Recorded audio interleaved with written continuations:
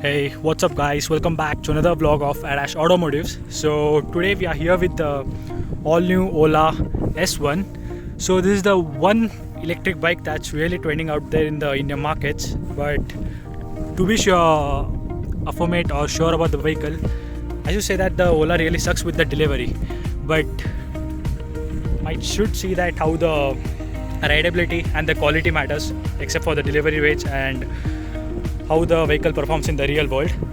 But to be specific, the numbers on the papers are really excellent, and should also see how the real world performance differs with the paper figures that are given. So starting with the wheels, it gets 12-inch alloy wheels on the front and at the rear, and the fronts are equipped with the disc and the rears are also equipped with the disc. So both the wheels come with a disc setup, and it gets and it comes with a 10-inch fully touchscreen display. This is how the display typically looks.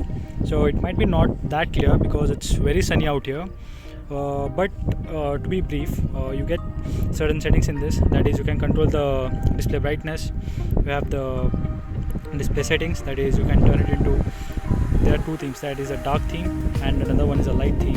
And the other settings that it comes with is, so you get the passcode settings. You can change the passcode, that is, you need to unlock your vehicle. So there are sounds, you can control the media sounds, the Bluetooth connectivity via which you can control the music and everything. And also get system updates via which you'll get all the necessary updates that you need for the display as well as for the vehicle. So currently it has no cruise control in it, but it is specified on the paper, so you might surely get it with an update. And it shows you the initials of the vehicle, that is, it's parked and the side stand is on. There's a time indicator, and also this is the range and the battery backup that the vehicle is showing right now. So it's 52 kilometers, and the vehicle's almost new. It's been just a month that the customer has taken the delivery. That is one of our friend, so has ridden it around 485 kilometers. So that's it for the display. It's a brief of how it looks, and the S1 Pro also comes with the same, except for that it gets a hyper mode in the power mode settings. So this one gets a normal and a sports mode in it. So, and it also gets a reverse button, and it gets high beam. The indicators are placed here.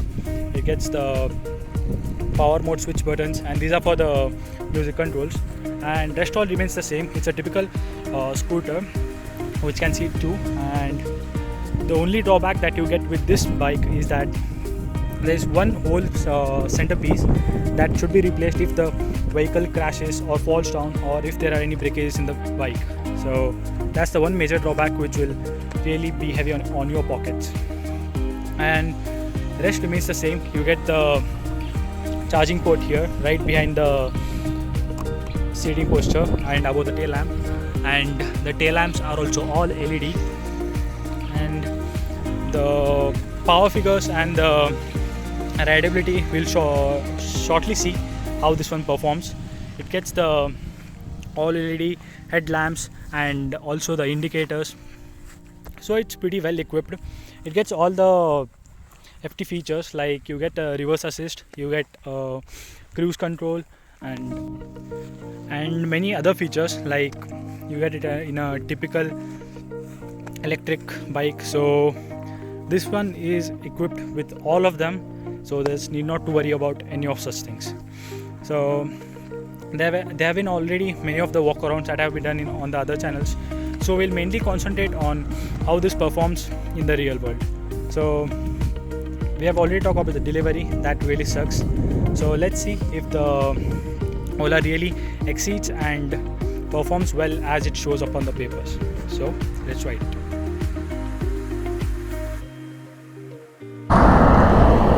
So here we are on the Ola S1 riding it.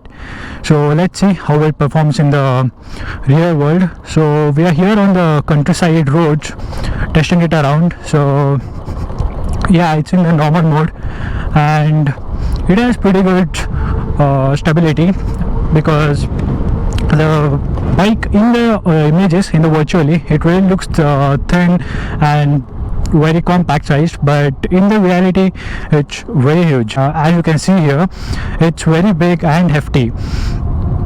And talking about the stability, it comes with a single monoshock at the front, which is the first in segment, but as compared to the other electric bikes or the petrol bikes out there. So seeing that, it's pretty functional right now.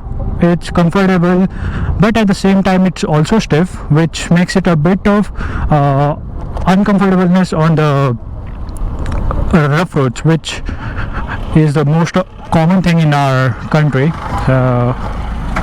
Let's see.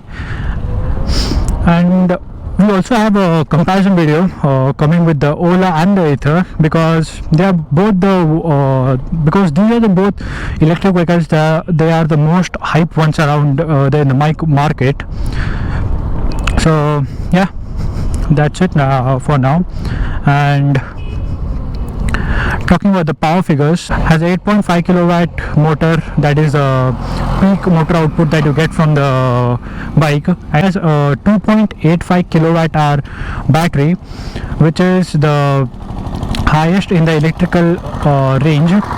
There might be a rattling sound of the motors that might be coming around, because we are on the country roads and it's already very busy out here, even on a Sunday. So the disturbances are going to be there. We'll continue with the vlog. So yeah, this one comes with a 2.85 kilowatt hour battery, so that is the highest in the segment. There are no any other bikes that give you a 2.85 kilowatt hour battery. That is the output from the motor and the battery are the highest in the range. Current electric bike that is leading the market.